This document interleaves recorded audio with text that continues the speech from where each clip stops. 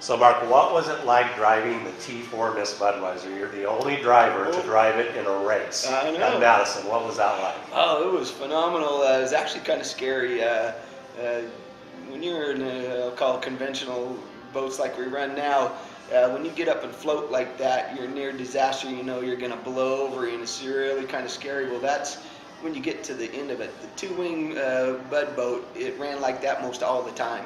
It felt really flighty. It felt like you were going to blow over, but it was very stable. And so, in fact, when we went back to Madison, Indiana with it and ran it, when I filled in for Chip, I couldn't quite get myself to go 100% on it, and the crew wasn't sure either. We were just being careful. And I woke up that Saturday morning and was feeling really good, and I thought, well, you know what, let's go for it. And I got Brother Mitch actually to come down and talk to me about it. He told me, he says, Mark, it looks just flat as can be, not out of control. And controls felt a little weird. They had the flaps in the back, right, you know, instead of yeah, the front. So, yeah. And those were acting a little different than I was used to, and so on. So I just went out Saturday morning, mashed the gas, and hung on, and we got fastest qualifier, and it was a phenomenal ride, just phenomenal. But that was back when we had the fuel, a little more fuel, you know, that we could run.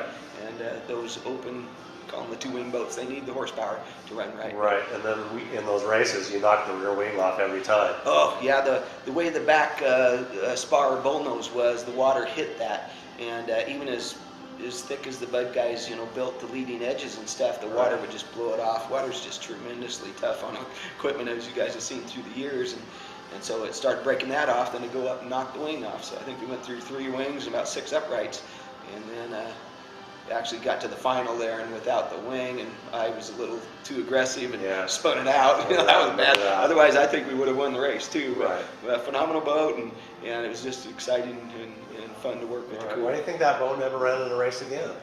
Well, it just was a little scary, you know, and Chip didn't really like it, you know, and I gotta say, you know, when you feel that, you know, almost blowing over the whole time, it's a strange feeling. Steve David got used to it, you know, when he ran that boat, but he blew over twice, and actually I was right next to him both times. One time on the inside at Seattle, the other one in Madison on the outside, so they can blow over. But yeah, I think it was just too, you know, too much air going out the back of the hull, and then they reduced the fuel flow on us, you know, next following few years, and that kind of, I think that's was ended the deal. Right.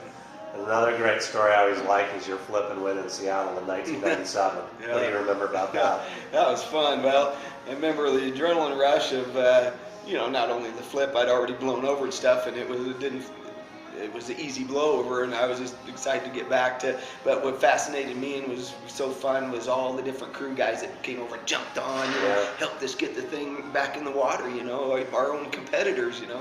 And so to be able to pull that off was really phenomenal and exciting. Why did the boat go over? Because it was like in the corner, wasn't it? Yeah, well, the driver made a lousy start for starting. I was just behind me. I wanted that. We had a really strong engine. We had this bullet that Fred saved for the final, and I wanted him to put it in. He wouldn't do it, and so we were a little down on horsepower. And then I just screwed up. I had a bad start.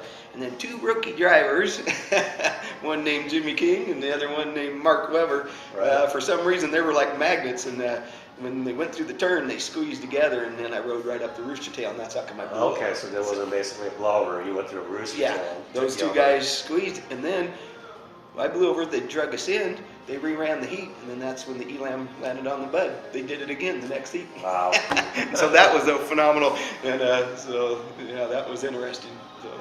How about your flip in Pearl Harbor? What do you remember about that? Oh boy, that one was amazing. Our warm-up lap, I think, was about 165. I was wanting to break the 170 barrier there, and that was cockiness on my part, where we were running the flaps at the time, not the big front wing, and literally when that boat would be flying along, if it was starting to come back down, I could feel it, and I would just give a full wing down, and I just barely let it tick the water.